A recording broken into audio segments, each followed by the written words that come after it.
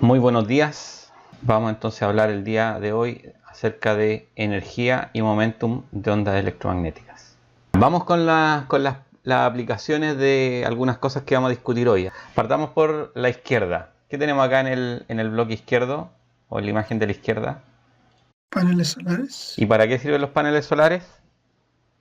Para transformar energía fotovoltaica en energía eléctrica. Ya, energía solar. Esa es la finalidad. Y bueno, aquí al medio pareciera algo parecido, o sea, es algo parecido, ¿no? En esta imagen central de... ¿Alguien que me diga que si sabe qué es lo que es esto? Esos son espejos, si no me equivoco, que calientan una punta al medio, ¿Ya? ¿Y con qué finalidad? porque al calentarla después podí mover, si no me equivoco, calentar agua y mover una especie de turbina. O sea, convierte energía, nuevamente convierte energía solar, pero de una manera diferente que lo hacen los paneles fotovoltaicos.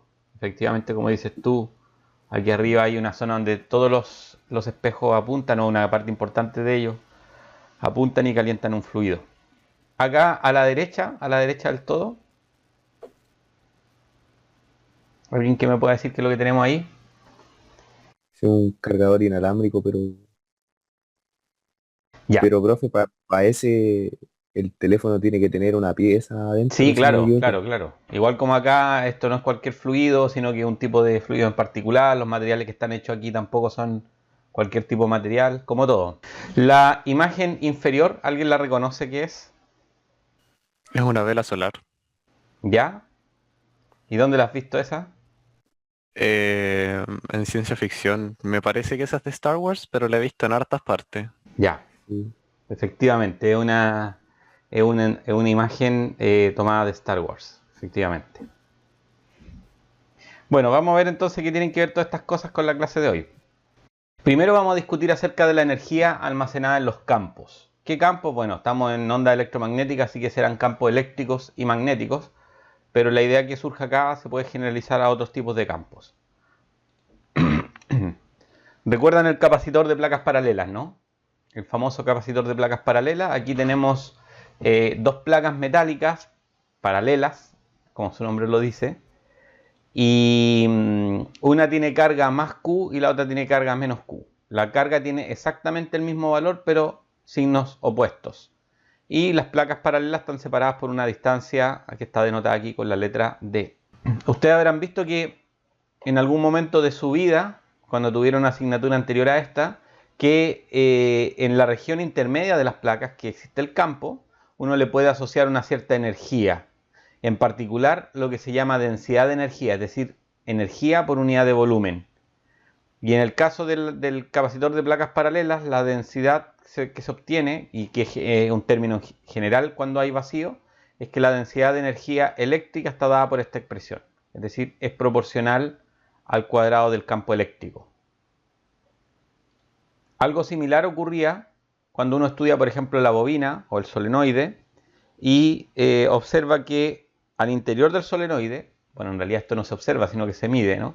Existe un campo magnético y se le puede asociar a este campo magnético también una energía almacenada al interior de la bobina, entonces. Y esa energía, que también se escribe como una energía por unidad de volumen, entonces está dada por esta expresión, que también es proporcional al cuadrado del campo, pero claro, en este caso, como es densidad de energía magnética, el cuadrado del campo magnético, y en el caso anterior era densidad de energía eléctrica, entonces proporcional al cuadrado del campo eléctrico. Bueno, algo interesante, que solamente lo voy a mencionar como información de cultura general, y es que los resultados anteriores, esos resultados que no los dedujimos acá, sino que yo simplemente los mostré, lo que nos dicen es que los campos en realidad dejaron de ser un artilugio matemático que uno inventa para, por ejemplo, evitar el problema de la interacción a distancia, sino que al tener energía almacenada en los campos, entonces hay una existencia real de los campos. O sea, no es solamente una invención matemática por comodidad del físico.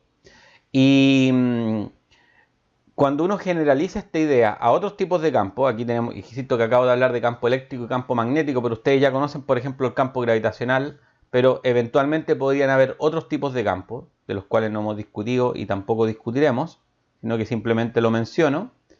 Entonces, en ese caso, se puede generalizar esta idea de que el vacío puede tener energía producto de los campos que existen en ese mismo vacío. Es decir, que el vacío material no es realmente vacío. El vacío puede tener energía. Y esa energía, como vamos a ver incluso en alguna clase posterior, se puede utilizar para algo, ¿no? Y ya como algo de cultura general, la materia, por ejemplo, que se crea en el universo a partir de los modelos cosmológicos que hablan de esto, indican que la materia se crea a partir justamente de energía de vacío. Y no solamente la energía de vacío tiene una finalidad o sea, en su momento de producir materia, sino que también sería la responsable de la expansión acelerada del universo, que es algo que tampoco les voy a contar ahora, sino que simplemente para quienes conozcan un poco de esta idea o hayan ido a alguna charla de divulgación y hayan escuchado que el universo se expande aceleradamente, bueno, una de las explicaciones, porque no existe una única explicación, sería asociarle una energía a este vacío, que es el que típicamente se le denomina energía oscura. Bueno, habíamos visto la clase pasada, o hace 2 clases ya, que en un capacitor en carga, cuando el capacitor, las placas del capacitor las cargas de las placas están variando en el tiempo producto que se está cargando o descargando, entonces aparece una existencia de el segundo campo, que sería el campo magnético, es decir, el campo eléctrico es producido por las cargas que están en las placas, pero dado que la carga en las placas cambia, entonces eso significa que hay una fluctuación del flujo del campo eléctrico entre las placas y eso induce un campo magnético, ¿no? Entonces, en ese caso están presentes los dos campos. Entonces, pregunta para ustedes, ¿cómo son las direcciones del campo eléctrico y el campo magnético entre sí? Son perpendiculares. Son perpendiculares. ¿Cómo lo sabemos? Porque la clase pasada estudiamos que dado un campo magnético o un campo eléctrico, el complementario en este caso tiene que ser perpendicular. Claro, pero eso lo vimos en particular para la onda electromagnética, ¿no? Pero lo importante de esto, gracias por tu respuesta, es que los campos son perpendiculares en el vacío incluso sin necesidad de que existan ondas electromagnéticas. O sea, los campos eléctricos y magnéticos son perpendiculares entre sí en el vacío. Y esto lo heredan las ondas electromagnéticas. Entonces, bueno, si miramos desde una placa hacia la otra, aquí aparece un diagrama entonces de vectores. Las cruces representan los vectores de campo eléctrico entrando, ahí está el dibujo del campo, de qué campo es, y aparecen entonces unas líneas circulares en el plano perpendicular, que es justamente el plano de la pantalla, y aparecen entonces los dibujos de los vectores tangentes a esta línea de campo, que son campos magnéticos. Así que efectivamente en el interior del capacitor, si es que consideramos que hay vacío, los campos debieran ser perpendiculares. Ahora, ¿cómo se obtendría la energía almacenada en este caso, entre las placas? Si es que en ese caso el capacitor tendría que cargarse para que almacenara una energía, según yo. Po. ¿Qué cosa dependía la densidad de energía del campo eléctrico? ¿Te acuerdas de eso? De la existencia misma del campo. Claro, depende del cuadrado del campo. Así que como bien complementas tú, si hay campo, hay energía. Así que no necesitamos que el capacitor esté completamente cargado. ¿Por qué estoy planteando la situación en la cual el capacitor está en carga? Simplemente porque cuando el capacitor está en carga, ¿qué información tenemos de los campos? ¿Alguien me lo puede decir? ¿Que no ocurre cuando el capacitor está completamente cargado? Que están variando. Exactamente, muchas gracias. El campo eléctrico está fluctuando, entonces significa que hay una inducción de campo magnético. Cuando el capacitor está completamente cargado, solo existe el campo eléctrico. En cambio, en el transiente, en el proceso de carga, están los dos campos. Por eso que estoy planteando el proceso de carga, no porque por otra razón, no porque me interesa en particular cuando están presentes los dos campos. Entonces, ¿cómo piensan ustedes en este contexto que se podrían obtener la energía que está almacenada en los campos? Para el campo eléctrico se me ocurre que podríamos usar la densidad de energía y la superficie del condensador. Ya, lo tú dices el área de la placa, ¿no? Claro. Ya, perfecto. ¿Y qué más? ¿O solo eso? No se me ocurre para el campo magnético. También el largo, porque era unidad de volumen, ¿o no? Ya, Densidad de volumen. ya, efectivamente. Déjenme ver si lo tengo escrito o si lo tengo que escribir con el lápiz. No, no lo tengo escrito, perfecto. Entonces voy a usar esta letra para la energía, para no confundir con la letra del campo eléctrico. Voy a usar esta letra para la energía. Entonces sería el volumen multiplicado por, me decía recién, no recuerdo quién, la densidad de energía eléctrica. ¿Solo eso o habría algo más? El volumen aquí sería simplemente el área de la placa multiplicado por la distancia de separación, ¿no? Ese sería el volumen. Me pregunta acá Felipe si depende de la carga neta. Bueno, la densidad de energía, como acabamos de ver, Felipe, depende del cuadrado del campo eléctrico. Y el campo eléctrico depende de la densidad de carga de la placa, la densidad superficial de carga. Y la densidad superficial depende de la carga. Así que sí, efectivamente depende de la carga. Pero no es la pregunta de qué depende la energía del campo eléctrico, ¿no? Estoy preguntando cómo se obtiene la energía almacenada en los campos. Simplemente eso. La pregunta es más simple que me digan explícitamente de qué depende cada término. Ignacio me pregunta si va la densidad de energía del campo magnético. ¿Qué dicen los demás a esa pregunta? ¿Debería ir la densidad de energía del campo magnético o no? Me imagino que tiene que ir en alguna parte, pero yo partí diciendo, o sea, mi razonamiento al principio fue que iba a ver la energía del campo eléctrico primero y ¿Ya? después la del campo magnético. Entonces, ¿son sí o...? Si es que estamos viendo la energía total, sí, Ya, debería ir en alguna parte el modo del campo magnético. gracias. Yo opino lo mismo. Ya, entonces vamos a agregar acá un signo más. Voy a poner un paréntesis y sería la densidad de energía magnética.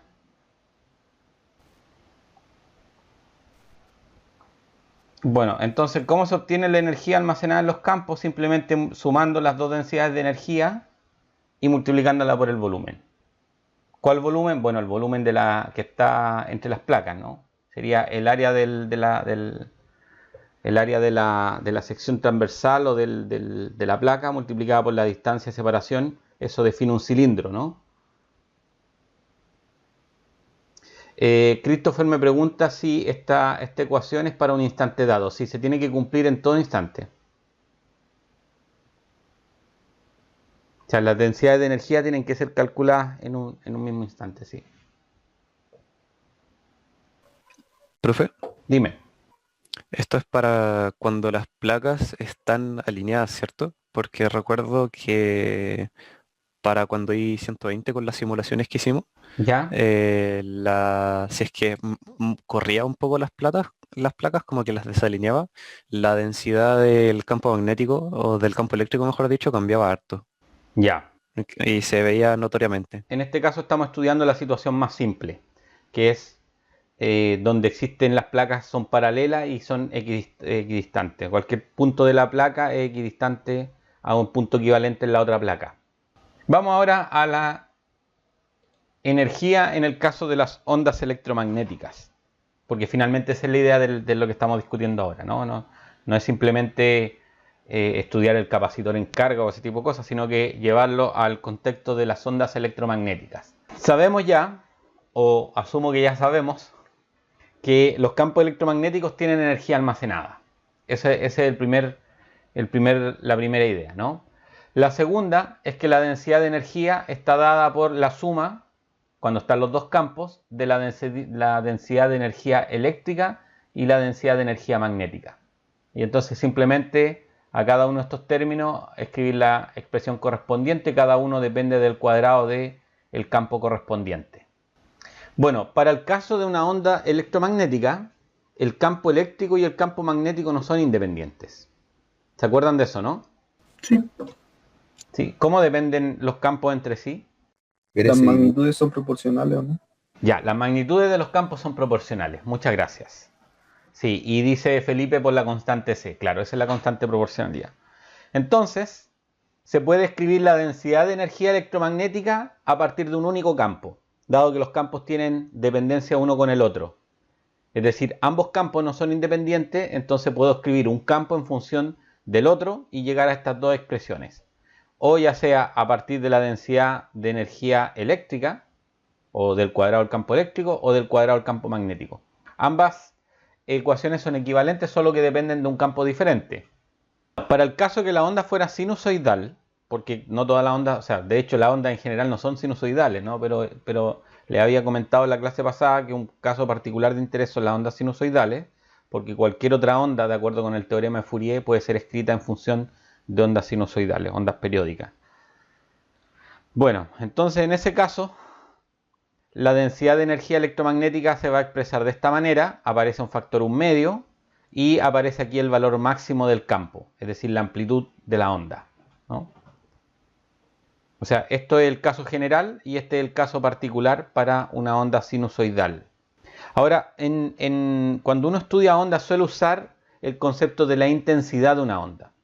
Y la intensidad corresponde a la energía que atraviesa una superficie imaginaria y unitaria por unidad de tiempo. Y el área se orienta en dirección perpendicular a la dirección de propagación de la onda. Entonces pensemos por ejemplo acá una superficie imaginaria A, es esta de aquí, esta superficie que está en gris, y entonces vamos a estudiar ondas que se propagan en la dirección perpendicular, que en este caso es X.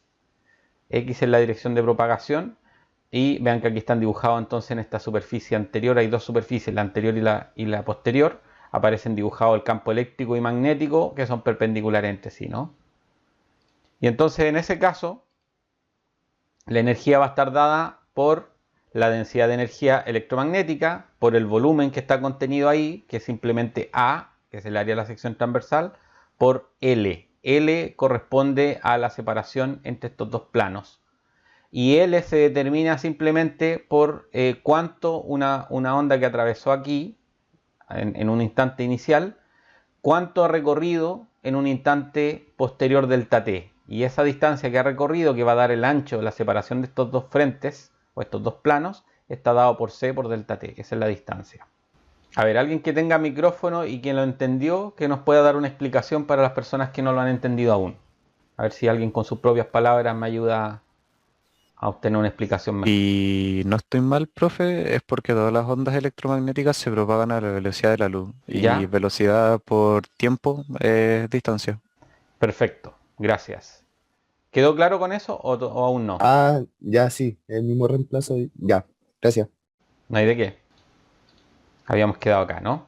Bueno, la energía entonces de la onda electromagnética que se está propagando se puede entonces asociar una intensidad, y esta intensidad está dada por la multiplicación de la densidad de energía electromagnética por la velocidad de la luz. ¿Cómo obtengo esto? Bueno, simplemente porque la intensidad se define como la cantidad de energía por unidad de tiempo y por unidad de área. Entonces aquí tomo el A y el delta T, despejo, es decir, divido por A y por delta T y obtengo la intensidad, y me queda entonces que la densidad de energía electromagnética por la rapidez de la luz o la constante C. Y entonces aquí tenemos una expresión para la intensidad de la onda electromagnética. Cantidad de energía por unidad de tiempo y por unidad de área. Eso representa la intensidad. Vamos a entrar acá en un territorio que podría ser bastante árido. Entonces voy a explicar algunas ideas del teorema de Poynting, pero voy a echar mano de dos cosas que ustedes conocen o que deberían conocer. Una es la ley de Gauss, es decir, ya conocen la ley de Gauss, entonces vamos a usar ese conocimiento. Y otra cosa que vamos a usar es el hecho de que ustedes conocen la ecuación de continuidad. ¿Se acuerdan que en la primera o en la segunda clase, creo que fue en la segunda, hablé de la ecuación de continuidad? ¿Alguien se acuerda de esa ecuación y qué es lo que decía? ¿Y qué representaba? No es necesario que la misma persona se acuerde de todo eso, ¿no? Pueden ser comentarios de varios y construir la idea. ¿Se acuerdan de la ecuación de continuidad? A ver si alguien se acuerda de eso y qué es lo que decía. Partamos por algo más básico entonces. ¿Qué representaba la ecuación de continuidad? Felipe dice que lo que entra igual a lo que sale. Ya, esa es una ecuación de conservación en general, ¿no? Pero en particular, ¿qué representaba la ecuación de continuidad?